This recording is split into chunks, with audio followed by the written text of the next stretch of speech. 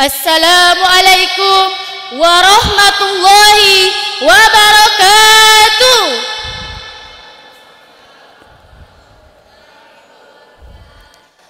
Alhamdulillah, alhamdulillahillazi ja'ala ahlul Qur'an ahlullahi wa khassa. Assalatu wassalamu ala khairil anam sayyidina Muhammad allazi khuluquhul Qur'an wa ala alihi wa sahbihi wasallam. Para juri dan semua teman-teman seperjuangan dan semua yang hadir pada tempat ini, semoga Allah Subhanahu wa taala memberikan kita keberkahan hidup dan diberikan kebahagiaan di dunia maupun di akhirat. Amin amin ya rabbal alamin. Hadirin yang mulia, dialah Allah zat yang maha berdiri sendiri. Dialah Allah yang menciptakan langit, bumi, bintang, matahari dan semua yang berada di antara keduanya. Hadirin yang mulia, Allah Subhanahu wa taala tidak beranak dan tidak pula diperanakkan. Dialah yang mengatur alam sejagat raya ini, dari terbitnya matahari hingga tenggelamnya, dari terbitnya rembulan hingga tenggelamnya. Hadirin yang mulia, kekuasaan Allah Subhanahu wa taala tidak dibatasi oleh ruang dan tidak pula dibatasi oleh waktu. Allah Subhanahu wa taala maha sempurna, maha besar dan berkuasa mutlak atas semua yang diciptakannya. Hadirin yang mulia, karena perkara inilah Allah Subhanahu wa taala mengutus hambanya yang agung dan mulia, imamnya para anbiya, yaitu Nabi Muhammad sallallahu alaihi wasallam.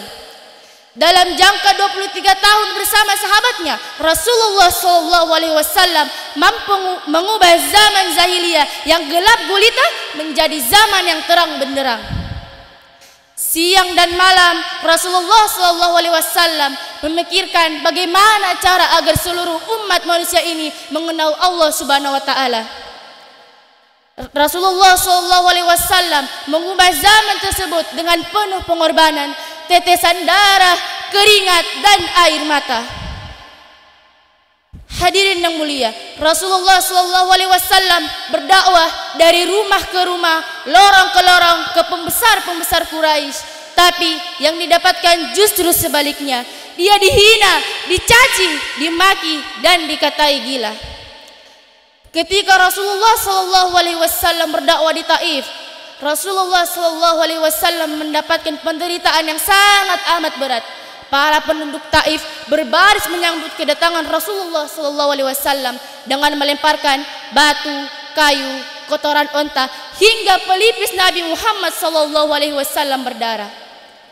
Hadirin yang mulia, ketika Rasulullah sallallahu alaihi wasallam tidak sanggup menahan lemparan tersebut, beliau menepi di tepi bukit, menengadahkan kedua tangannya sambil melemahkan kedakwaannya, sambil berdoa kepada Allah Subhanahu wa taala. Hadirin yang mulia, saking sedihnya doa tersebut menurut para ulama, seluruh para penduduk langit menangis. Kemudian datanglah malaikat penjaga bukit, lalu dia berkata, "Ya Rasulullah, tunjukkanlah kepada saya mana bukit yang paling tinggi, akan kucabut dan akan kutimpahkan kepada mereka." Tapi Rasulullah SAW menjawab, "Jangan, mereka tidak tahu saya. Saya hanya berdoa kepada Allah Subhanahu wa taala, semoga kelak suatu saat nanti keluar dari tulang sulbi mereka orang-orang yang beriman dan menyembah Allah Subhanahu wa taala." Begitu besar kasih sayang Rasulullah sallallahu alaihi wasallam, begitu mulia hatinya. Hadirin yang mulia, begitu pula dengan para sahabat Rasulullah sallallahu alaihi wasallam. Mereka pun mengalami penderitaan yang sangat amat hebat. Bilal radhiyallahu anhu dijemur di siang hari di bawah panas teriknya matahari, dicambuk sampai badannya berdarah-darah. Tapi Bilal radhiyallahu anhu tidak bergeming sedikit pun. Dia tetap mengatakan, "Ahad, ahad." Khabbab radhiyallahu anhu diseret di bara api hingga lemak dan darahnya lah yang memadamkan api tersebut. Sumayyah radhiyallahu anhu, sahabat wanita Rasulullah sallallahu alaihi wasallam, ditombak dari bawah tembus kepalanya. Sejarah mencatat dialah orang Islam pertama yang mati syahid. Berarti orang Islam pertama yang mati syahid adalah perempuan. Hadirin yang mulia, tidak sampai di sini, para sahabat bertebaran sampai ke ujung-ujung dunia. Hadirin yang mulia, guru kami pernah berkata, mengapa kita harus mencintai Rasulullah? Karena jauh sebelum kita mencintai beliau, beliau lebih dulu mencintai kita. Hadirin yang mulia, dari Utsman radhiyallahu anhu, Rasulullah SAW bersabda, sebaik-baik kamu adalah orang yang mempelajari Al-Quran dan mengajarkannya. Bukhari, Abu Daud, Tirmizi, Ibnu Majah.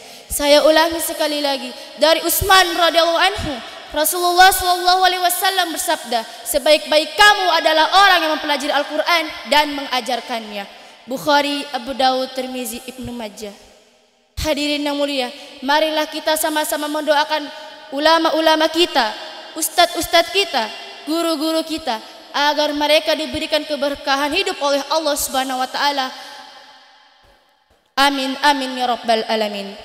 Hadirin yang mulia, khususnya teman-teman, marilah kita bersungguh-sungguh dalam belajar agama, karena kita adalah generasi pelanjut. Di pundak kita ada tanggung jawab agama. Semoga Allah Subhanahu wa taala menjadikan kita asbab hingga agama ini terjaga, tersebar sampai ke ujung-ujung dunia, hingga agama ini besar sampai hari kiamat. Demikianlah yang bisa dapat saya sampaikan.